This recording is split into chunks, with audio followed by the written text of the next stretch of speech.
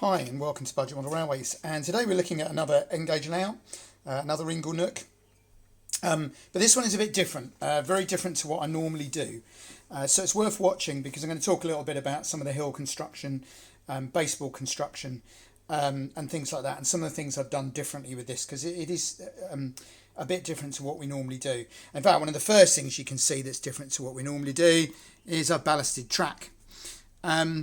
I wanted to just give it a go. I decided that the layout was coming along quite nicely. It looked really realistic, and I wanted to have a go at just trying ballast.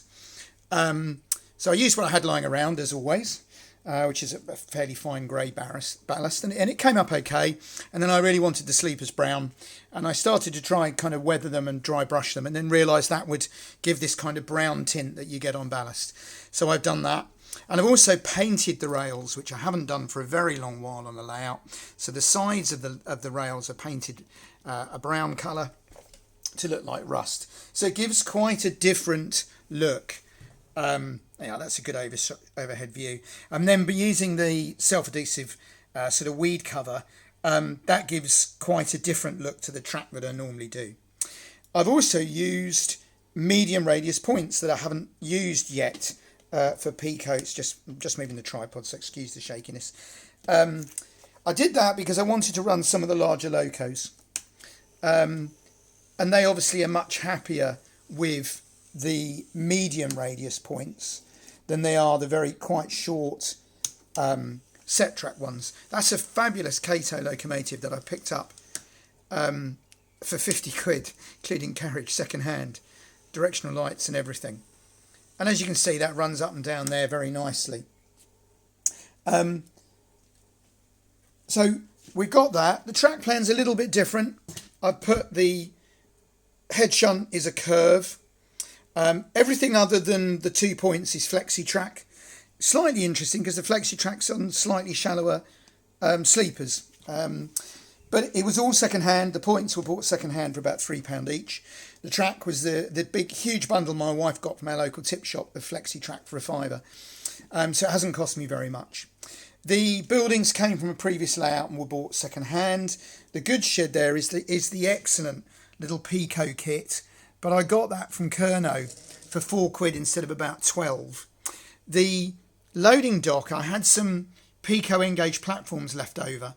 And what I've done there is very carefully hacksawed some mitre joins in and filed it and done work and weathered it, and it's come up quite nicely. Now I'm going to just take the phone off here so it'll get a little bit shaky, but I just want to show you a few things that I can't easily do on the tripod. So that shows you the detail there very nicely on the goods shed. Now the only thing I bought new is the back seam, which is one of the Gauge Master photo ones.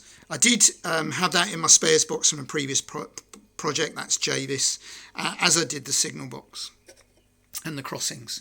So another thing that I've done slightly differently is I've used static grass for the grass. Not quite normal, because what I did was I acquired this for free when we were sadly clearing somebody's layout out for them.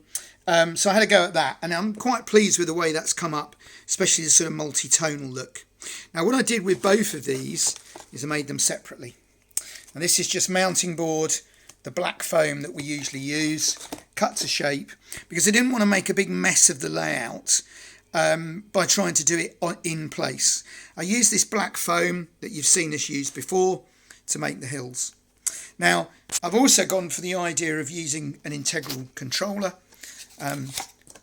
This will be lift off so I can get to the electrics and everything in there. That's one of our controllers. Oh, that's not caught there. And then that'll be a big hill. Some of the other things we've done differently, and I'm going to spin this around and hope I don't cut myself off. It's a really strong base. It's hardboard and battens. And the reason for that actually is because one of the thoughts is, can I take this on the back of my motorbike, across the panniers, strapped on, to enable me, oh sorry, I'm going to turn the phone, it might have gone a bit weird, you have to live with me there, to enable me to take it to one of the club nights at something, or perhaps even to exhibit it. So it's very robust, solid timber, but it doesn't matter on a board like this. The board is a bit of old bookshelf from my mum's, sadly, when we cleared her house when she passed away, again with battening. It's only 7 inches wide and 32 inches long. The width, again, is something I wanted to try. Because I use floating shelves, which tend to be 23 centimetres, that's much wider than you need.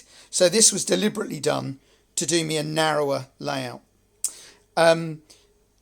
Classic, Inglenook. I'm not going to have a fiddle yard. The head shunt operates as the fiddle yard. It'll just run the locos off. And I'll use the track at the front there if I want to put locos on. I was quite pleased with the little bus stop. I quite like that. And then the hill at the back will be blended in like this one. And then you'll have a hill there and some trees. So it's really simple. The idea was to do a layout that wasn't overcomplicated, that I could effectively just pick up, plug in and run some trains. And I didn't want it to be over. I like my town layouts, but they get very involved. Now the neat front there and the top is just some coloured mounting board that I had. And again, that was bought cheap from an art shop in Fordingbridge in Hampshire. I made a special journey to get it, actually, because they sell offcuts of this for about £4. Huge bag. You wait, bear with me a second. Oh, no, it's all going to fall apart. I was going to drag it out from my store, but that's actually all going to fall apart. But a big bag for £4. So I think they're normally £5, but I picked a smaller bag so it'd fit in the motorbike. So this is quite a different look to some of our other layouts, where I've got ballasted track, static grass, very neat and tidy. It is going to take longer to build, but not that long because it's simple. And the locomotives and so on run very nicely on it. That's one of our... Oh, I've got the power up too fast. That's one of our 3D printed ones. Now, I would say about ballasting, it looks really nice, but spending 2 evenings cleaning it up and fixing the points and trying to get it to run properly, not so keen on. I am toying with ballasting my bigger N-gauge layout that I'm building, but I'm not sure yet. I say that I did get round it by not ballasting the actual points that operate. Excuse me, I'll try and do this on the tripod so that in here isn't actually ballasted. That's ballast mat underneath. But I still ended up with bits of ballast in the wrong places that needed cleaning out and so on. So the jury's out, really. I have experimented with using some lighter ballast for that layout, because we were in Italy last week and went to Trieste railway station, and it has this very pale ballast. And obviously I model freelance, so that I'm quite intrigued with. So I'm going to decide about ballasting for the other layout. But I'm very pleased with the look of this. It's done everything I want it to do. And as I say, it's quite different for us. It's heavy construction, a little bit more work gone into the scenery. Albeit still quite a simple track plan. And I was out here testing the track, shunting again for over an hour. The Inglenook really is a very clever concept. And you don't need a separate fiddle yard. You just change the wagons on here and you change the loco on here. What difference does it make whether you do it here or off scene? In reality, none at all.